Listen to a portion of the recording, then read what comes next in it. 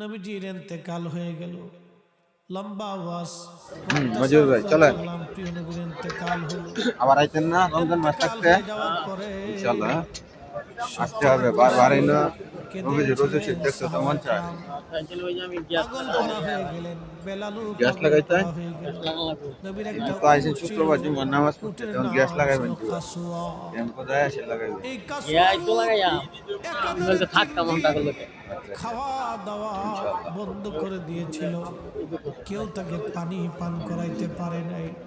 কাসুয়া উট একাধারে 3 দিন পর্যন্ত কেঁদেছিল নবীর বিরহ বেদনা, বিরহ বেদনা।